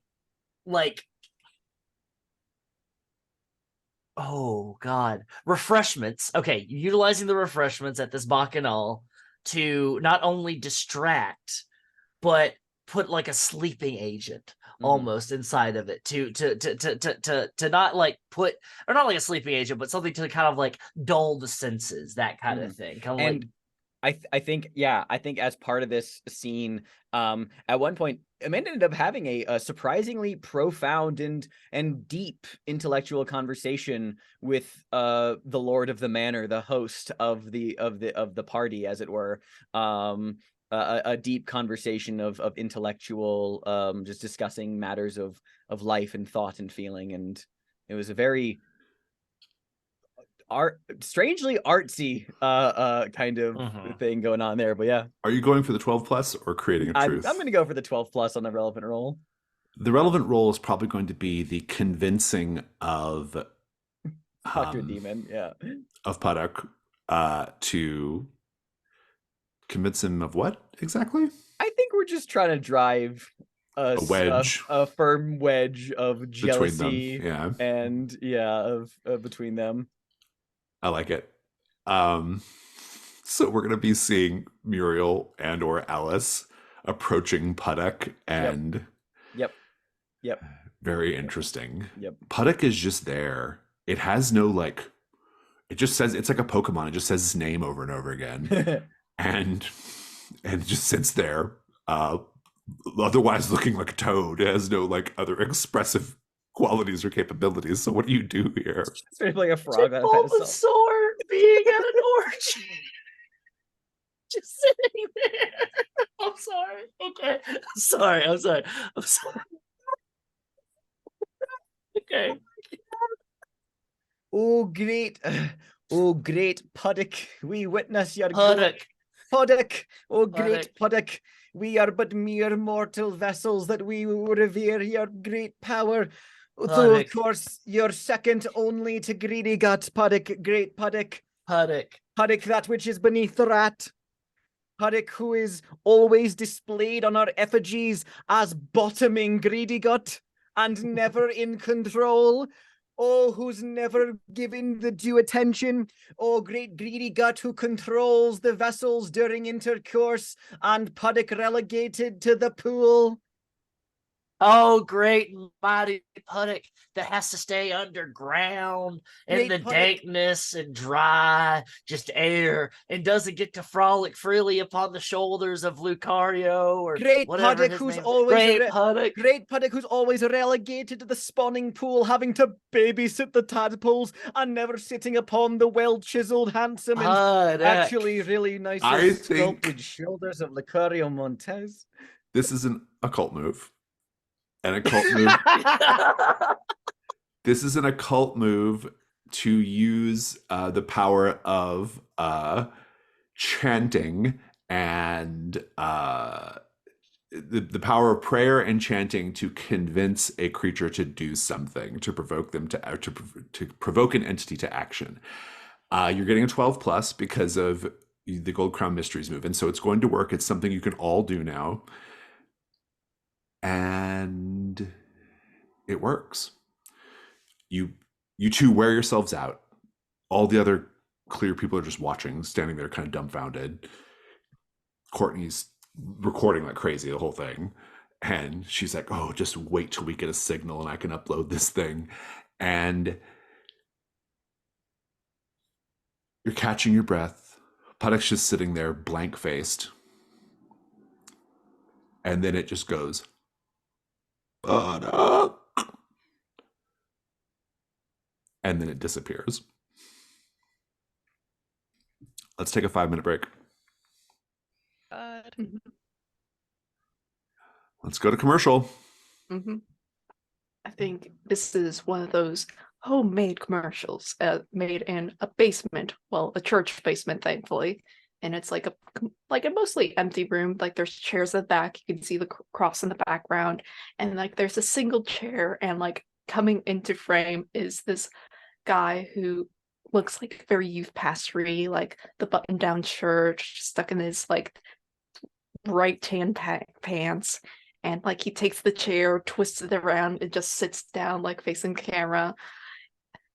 So I know that most young folks today, they think church is a little bit old, a little bit dated, but I'm here to tell you that, well, you can commune in different ways, more than just the typical sacramental wine, but also through the Holy Spirit, alcoholic beverages, and like sort of those cheesy like flash cuts of like spinning image and comes into frame, and it's like up with this beer bottle with the label the Holy Spirit, and like Jesus is at like the front of the label. Now the blood of Christ is now at 40% ABV. You will die if you drink. Is it ever clear? Is it good like corn You could whiskey? run your car off this particular alcohol. Amazing. And like there's a video of it being poured into like a glass, and it's like, just like Jesus, we have made water into alcohol. So these people only just discovered that grain alcohol is a thing.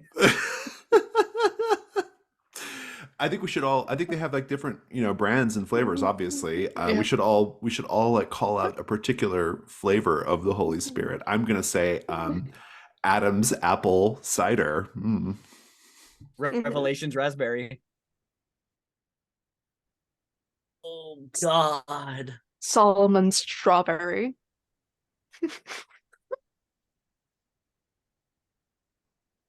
Oh God.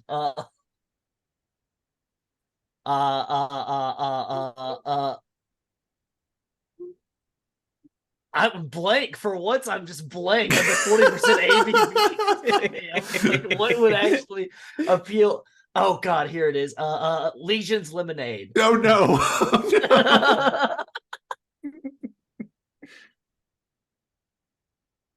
All right, take us home, Amanda.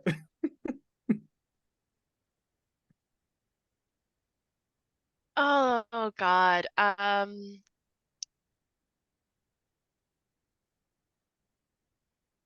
Noah's Absinthe? Mm. Noah's Ark? Not a very good one. Yeah. They're still in the early marketing phases. Yeah. Noah's Absinthe has like little tiny animal figurines made from sugar cubes that they just Yeah. like pour the absinthe over. Fabulous.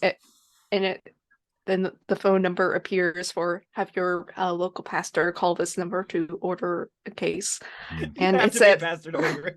Tax deductible, right? Or no taxes at all. Yeah. No completely. taxes. yeah. Yeah. And then the tagline, have it with bread for the full body of Christ experience. No, or just soak up some of that booze so you don't die. Probably a good idea. For the Father, Son, and The Holy Spirit. All right, very good. We come back. Instead, Rosemary, you are able to get a 10 plus on the roll and indeed describe how you take out this person rushing you with a knife. Mm-hmm. Yeah, because it's very obviously that this person is possessed by a demon and is not like in the normal speed of like running at me, and considers me not a threat because like an old lady, I just whack at her head and she just goes down. Like it's like not very graceful, but it's like a quick and swift motion. Here's your opportunity, doll. Doll, in the corner of the kitchen, on the ground, you see Greedy Gut. The little rat is there. He's like doing his little rat fingers, doing a spell. You can see he's like controlling the woman, the maid with the knife, or the cook It with the is knife. Ratatouille. You are here in a place with salt and other things that might be needed to make the circle. So this might be your chance. What do you do? I think back to everything that was told to us in the video that Gerald sent. I dive to the counter and grab the salt shaker, just kind of whip it at Greedy Gut. But that's more of a distraction because what I really need are fine minerals. and I whip off one of my bracelets, which are the fine rocks and mineral bracelets. And while Greedy Gut is distracted with all the salts in his little rat eyes, I'm going to just pull the bracelet, because it's elasticated, over him, so it just pinches around him. Very good. It's a variation of the YouTube procedure. Yeah. It's I not like drawn it. on the floor. It's just going to be around him, so he won't be able to move. We'll be able to pick him up. I love it. So good. The occult move. Let's see. I wish we'd probably, since we actually have to roll this one and not get an automatic 12 plus. It's going to be roll with sensitivity, and you have to say what triggers it. Just using the minerals as the trigger and making the circle a close enough for government work circle. Go ahead and roll with sensitivity. Let's see how it goes. All right. I'm going to get advantage because I'm using my bracelet. I'll take it. All right, come on. That is, what is my sensitivity? That would be a 10. Nice. On a hit, it works. You will be able to now create demonic binding circles, or circles to bind entities. So you have 2 moves now, 2 occult moves available to you. Go ahead and describe how it works and how you know Greedy Gut has no power and cannot leave. So the rat, when the salt gets into its eyes, it starts to flail its little rat claws in the air, dramatically screaming, like, "Wah!" However rats scream. And I take my bracelet, I pull it, I pull it almost so far apart that all the beads start to separate a little bit on the elastic. And I wondered maybe if I'm going to break it, but no, I'm going too fast. I have to save us. And I pull the bracelet down over Greedy Gut's little flailing arms, over his little uprisen body, and it just sort of catches around his little rat waist. You can see the little pieces of fur as they catch between the beads. It probably really pinches and doesn't feel good. And as the bracelet pulls back in on itself, there's a little flash of light, little green coming up from this green bracelet, and Greedy Gut freezes. He's still screaming, but he can't move anymore. And then except for his little rat larynx. You all, the 2 of you, hear there's a flash, a sound of like a burst of energy, and you hear Puddock! And Puddock takes advantage of the moment and leaps at Greedy Gut. Greedy Gut, who also can just say his own name, Greedy Gut, and Puddock swallows Greedy Gut. It's super effective. It's super effective, indeed. And now we cut. The 4 of you are on the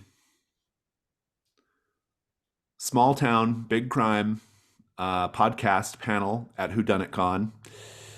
The 4 of you are there. You've just finished telling your story, and now it's time for people to ask questions of the panelists, and there are people in line.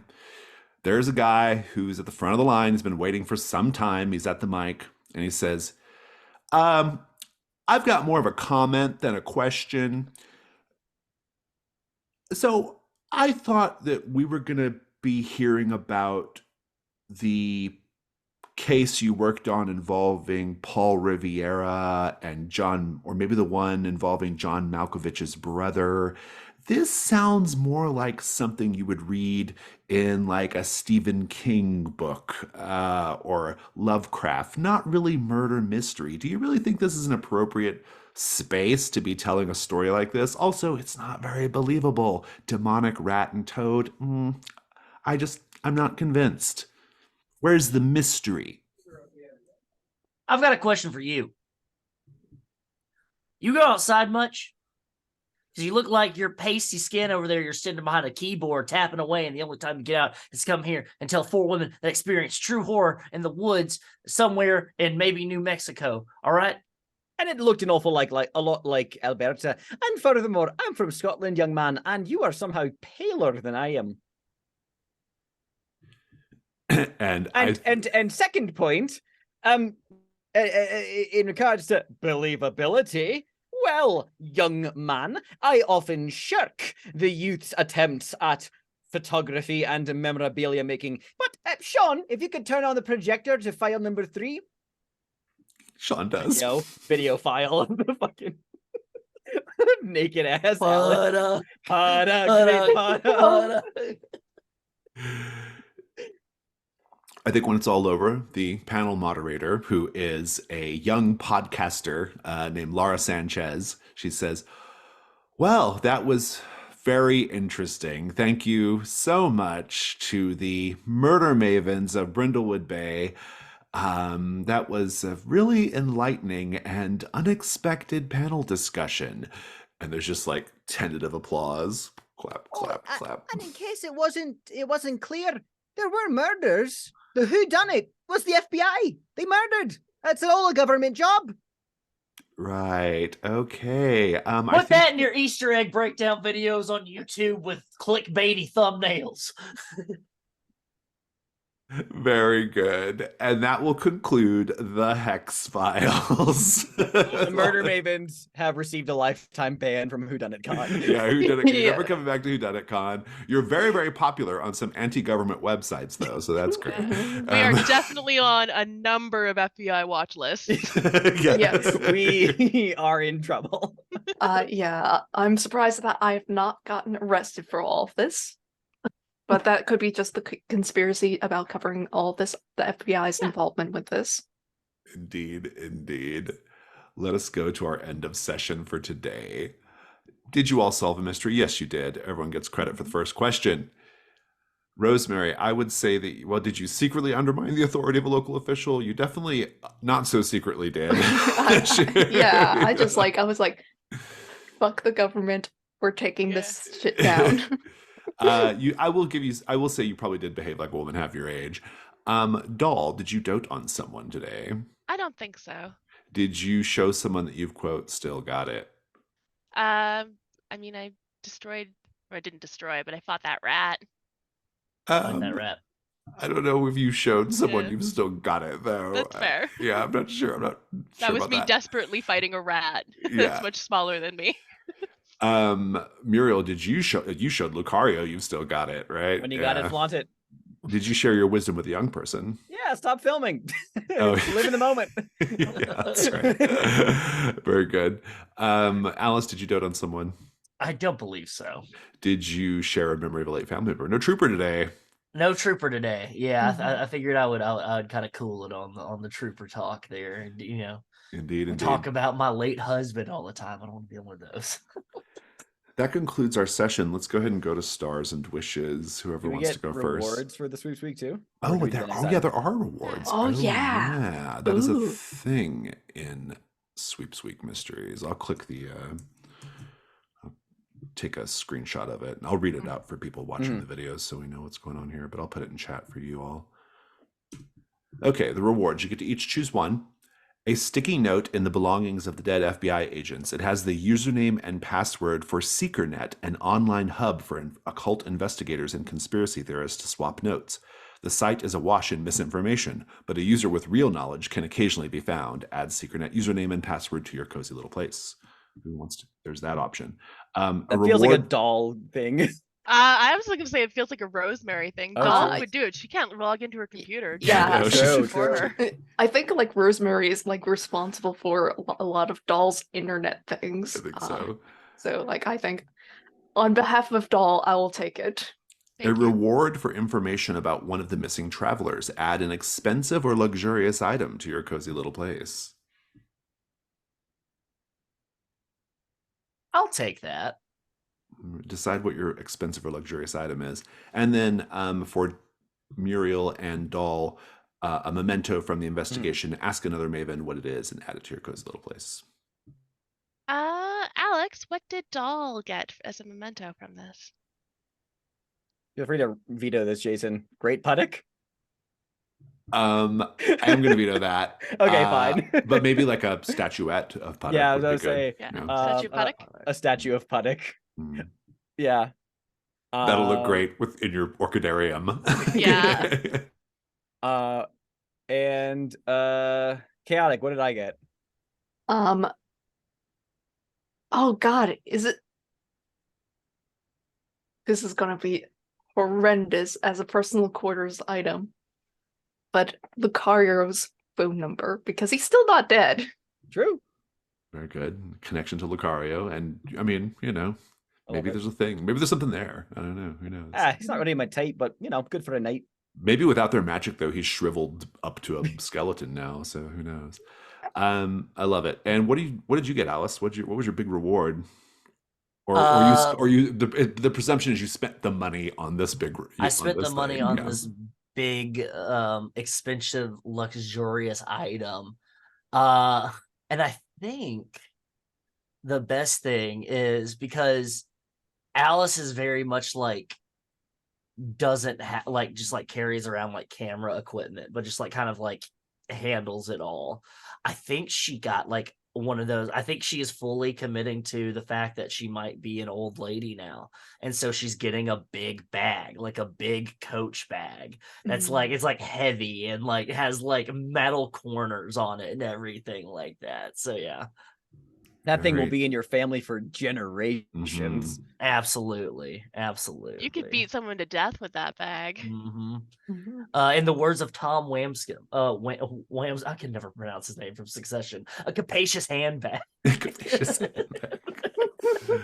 I love it. Or I'm thinking of on Schitt's Creek. There's that one episode where Moira, like David, takes her bag that's been handed down through the generations. Yeah, And that's all she cares about. She's like, wants that bag back. Yeah. Oh, goodness gracious. Okay. Rewards are done. End of session questions are done. Now let's go ahead and go to stars and wishes. I will go. Stars. I just want to say star to Jason for your patience with the energy of this episode. There was I really felt God in this Chili's today. And like it was like you just rolled with it. It was fantastic. Chaotic, Holy Spirits. When can I get a bottle to horrify my friends at the next like Succession showing or something? I just really like, no, you have to try Adam's apple cider. Absolutely. Amanda, our rock, our driving, our really sticking with it, driving and carrying us home, especially when there's talks of Ratatouille sex and Bulbasaurs and orgies and everything like that, really driving us. And then of course, Xander, there's no other person I can imagine breaking into a toad orgy with than you, and then just rolling with it and then having like oh god, I love improvising with you. It's just riff all the time. I will stay in the bit forever. But yeah, wishes. We've really got to have a nice little sit down and whine about it, just to get rid of some of these conditions. Because oh my goodness, that's where I'm at. Yeah, I'll throw out some. Oh, go ahead. I was gonna say. Okay, my wishes got through Jason some stars for the Gerald phone call. just the snorting and the music was amazing. For real though, Amanda, I loved doll. I mean, always doll interactions, but specifically the to clip the bracelet around the rat demon was such a fun play. Chaotic Rosemary's gung-ho attitude, especially in with that bat of just wild swinging, and then like, if you don't take us the route, I'm gonna punch you, and he's gone. Okay. Okay. Just God, there was such comedic heft this episode that felt really funny. As Wes and I now have our new tagline, call that sweep week. So that was great. No, for real though, the orgy toad orgy scene. Thank you, Wes, for just constantly rolling with whatever I throw into the wishes. Man, Corinne Waitley doesn't have shit on us. Like after this mystery, like, man, I'm very excited to be going back to Murders, though. I'm also ready to experience some more horror from the midwives, because we only gotten to deal with one servitor, and I'm ready for more sendings as well. Yeah, this was a great session. I had a lot of fun. This was a very like yes and kind of session, which I thought was enjoyable. Um, I will say I thought the answer question was really good. The solution you all came up with was quite enjoyable and really drove what happened next, right? Like that it had a big effect on like what was the next thing. You could have very easily just made this all about Lucario or about the sheriff, and it would have been a much more like mundane resolution. But I think tying it really directly to the demons and making this like a demon hunting thing was a lot of fun. Um, so I quite enjoyed that. I really love the tone of this session. It was sort of, it almost had like I mean, it really had like Evil Dead vibes. Like it had like scary moments and gory moments, but also really funny moments. And so that was a lot of fun. Um, yeah, just all around, uh, really cool, fun session. You were using the mechanics in a great way to your advantage. All the different advantages you could get. This was a really dangerous session. Felt like there was a lot of danger and a lot of stuff going on. Um, the the phone call with Gerald was a highlight. That was really fun to role play. Just had a lot of fun with that, and I also really enjoyed the sort of like dealing with the sheriff was really fun, as well as like um, just all the sort of surrounding things there, like the dissolving Walter and all that business. Just good stuff. Yeah, the scene between Muriel, the banter back and forth between Muriel and Alice was great. Really enjoyed that a lot. Yeah, all in all, just a great session, a great diversion. My wish is, yeah, I'm really excited to, because I think we're basically going back to Brindlewood Bay. You're basically going back to Brindlewood Bay with the midwives conspiracy really ramping up and kind of shaping up and doing its thing once you get back, right? And so I'm be curious to see how that's all going to kind of play out. And is there more to the story? Maybe there's more to it than just Corinne and her ambitions. Who knows? But I think that'll be fun to explore.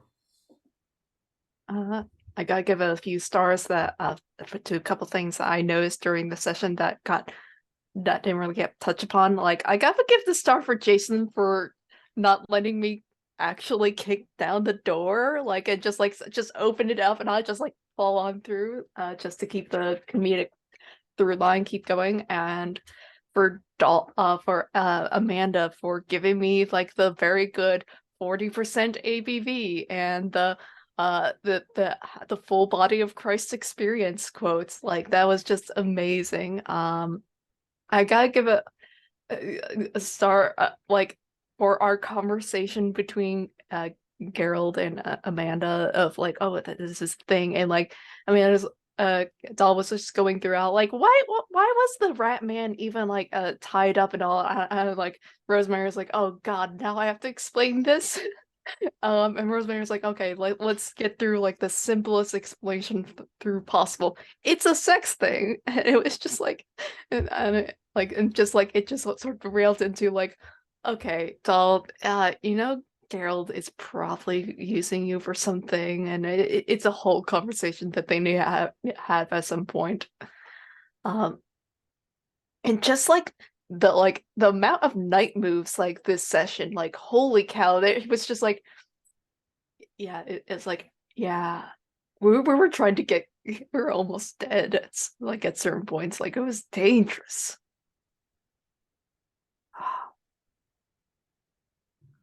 Any other stars or wishes? I have lots of stars. Mine are going to be kind of all over the place because I wasn't structuring my notes very well this time. No, this didn't get recorded, but right at the beginning of our 10-minute break, our first break, Wes said something. This was right after Muriel had started her little romantic interlude, and I made a joke about the rats whispering into Lucario's ears, what to do, and Wes, of course, yes anded that and pulled it into Ratatouille, and then we all lost our shit for like 5 minutes straight of that break where we were like crying laughing over it. So Wes, you broke us. That was wonderful. Stars to Wes and Alex for the Gorp conversation. I thought that was really fun. Just you're trying to track this woman in the forest and you're talking loudly about this, and it was such a great moment. It really really made me happy. The Alex, the whole, of course, Toad orgy thing was amazing, but your use of the gold crown mystery during it, I will never get over that in my entire life. It was so great.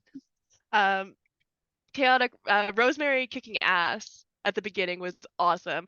Rosemary kicking ass as she enters the house and falls through, and then I think like she kind of like didn't know what to do with herself after, and then she got her ass kicking stuff back, and the guy was gone, so she couldn't even threaten him. I thought that whole bit was wonderful.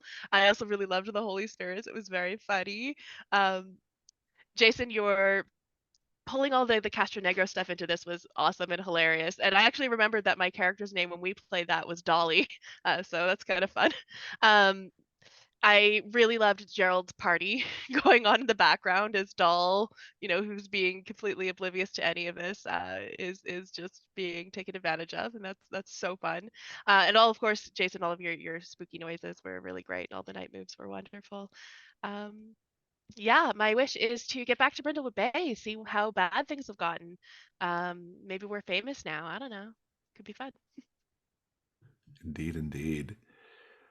Okay. Sounds like we're good to go. Although we did not do crowns, we can do them next week, or if anybody wants to do one now, they can. I have a really quick one. I think this is a little bit later. We are back in Brindlewood Bay. It's a little bit late in the evening, and Doll is scurrying up the road towards a strip mall, and she's got a shawl kind of over her face. She's got big black glasses on. She's kind of hunched over, trying to be small and wearing all black so that people don't notice her. And she is walking into an adult shop. She steps in and she sort of freezes at the entrance as the door closes behind her and the little bell goes ching ching. And she is closed in on herself, looking around, doesn't take off the glasses, doesn't take off the shawl, steps up to just a wall of implements and ropes, and quietly, carefully, slowly takes a little pair of pink fuzzy handcuffs off of the rack and scurries up like a little spooky rat, a little scared rat, up to the customer service desk, quietly passes over some cash because she's not allowed to use credit cards, gets her change, then she says, but could you please make sure that's in a nondescript bag? I don't want anyone to see. And the clerk nods, puts it in a little black bag for her, and Doll shuffles and scurries back out the store and on her way up to June's house. And that is my mask, a scene in the present day showing how you satisfy your physical desires. Indeed, indeed. I feel a little let down. There was no dildo joke. I just thought that. I didn't throw in a dildo joke because the problem is Doll doesn't think that dildo jokes are sexual. You displayed restraint in more ways than one. In more ways than one, indeed. Any other crowns? Yeah, I've got a quick one. I think getting towards the end where we're wrapping up in the paddock cave, there's a moment where Muriel is like kind of like locking things down.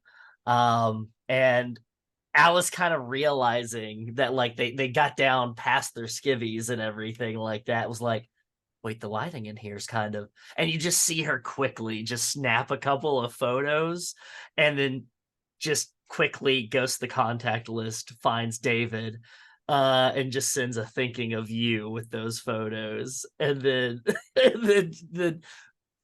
like puts her phone, like it tries to put her phone in her pocket, it just drops and it makes some noise.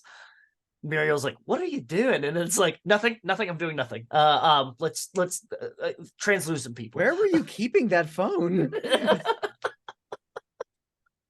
Alice Ollinger always has her ways. You learn a lot of things in Appalachia. I love it. Is that it? All right. So. Thank you for this chaos, everybody. It's a great session. Let's wave goodbye. Goodbye, everyone. Bye.